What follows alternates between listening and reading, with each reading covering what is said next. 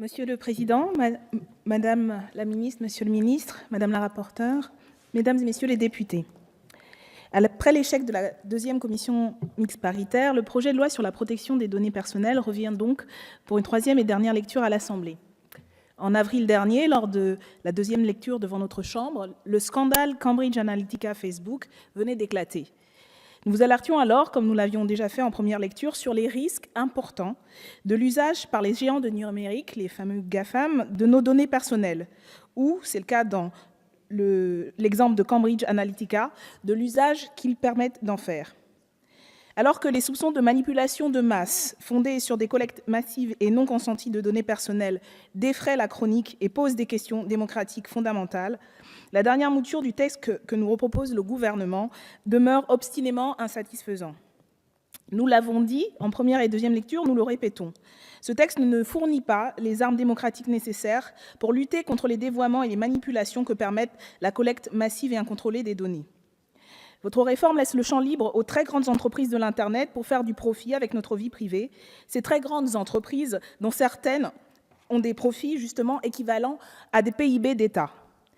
Pour ces entreprises, les sanctions prévues dans le projet de loi, lorsque par hasard la CNIL effectuerait un contrôle, constituent des sommes risibles qui peuvent être prévues dans leur budget annuel. C'est le cas par exemple d'Amazon. La fortune de son PDG, Jeff Bezos, est évaluée à 132 milliards de dollars états-uniens. Elle est supérieure ainsi au PIB de la Hongrie. Amazon Web Services, l'une de ses filiales, permet à d'autres compagnies d'avoir accès aux banques de données des utilisateurs et utilisatrices de l'une des branches d'Amazon. Or, Jeff Bezos s'intéresse tout particulièrement au développement de l'intelligence artificielle, c'est-à-dire de programmes ayant la capacité d'apprendre par eux-mêmes. L'ambition est de mettre ces programmes à la disposition des entreprises clientes d'Amazon Web Services, afin qu'elles n'aient plus besoin elles-mêmes d'avoir de programmes de traitement de données, mais que celui-ci s'adapte à leurs besoins spécifiques. Il y a ici la combinaison du poids économique d'Amazon, d'une collecte massive de données des clients et clientes, et de la revente de ces informations à des compagnies tierces. Face à cela, des organes efficaces et puissants de contrôle sont nécessaires afin d'assurer que ces transactions de nos données se fassent tout en respectant la vie privée. C'est un enjeu de taille qui nous oblige, y compris, à repenser le cadre de la démocratie du XXIe siècle. C'est pourquoi, dès les débats en commission, et tout en nous situant en positif par rapport aux avancées contenues dans le texte, nous l'avions amendé afin de renforcer notamment les compétences de la CNIL et s'assurer qu'elle agisse dans l'intérêt général et non sous l'influence de lobbies des grandes compagnies du numérique. La majorité les a presque tous rejetés. Le passage au Sénat avait permis, de notre point de vue, l'ajout de plusieurs modifications allant dans le sens de ce que nous avions défendu à l'Assemblée nationale.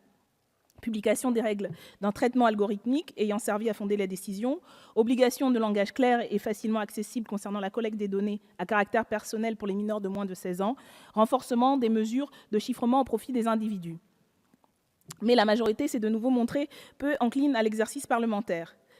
Elle a ainsi retoqué la quasi-totalité des amendements faits au Sénat, n'est pas parvenue à un accord en commission et ne prend pas en compte, vraiment de manière édulcorée, le texte voté par le Sénat en deuxième lecture. Ce mépris pour les procédures démocratiques représentatives et pour le travail parlementaire aboutit finalement à un texte clairement à rebours de l'évolution du marché des données personnelles. Les moyens humains et financiers de la CNIL ne lui permettront pas d'assurer un réel contrôle systématique a posteriori, puisque c'est là votre nouveau prise de position, là où un système d'autorisation oblige l'examen.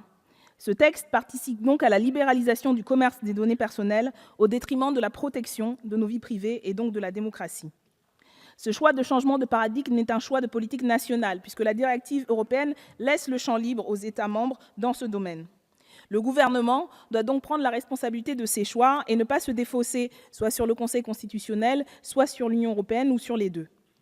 Vous l'avez compris, nous ne voterons pas ce texte, même si, encore une fois, notre groupe et notre mouvement voient et reconnaît le potentiel extraordinaire pour les progrès sociaux, démocratiques, environnementaux et scientifiques d'une collecte de données à but non premièrement lucratif et correctement anonymisée.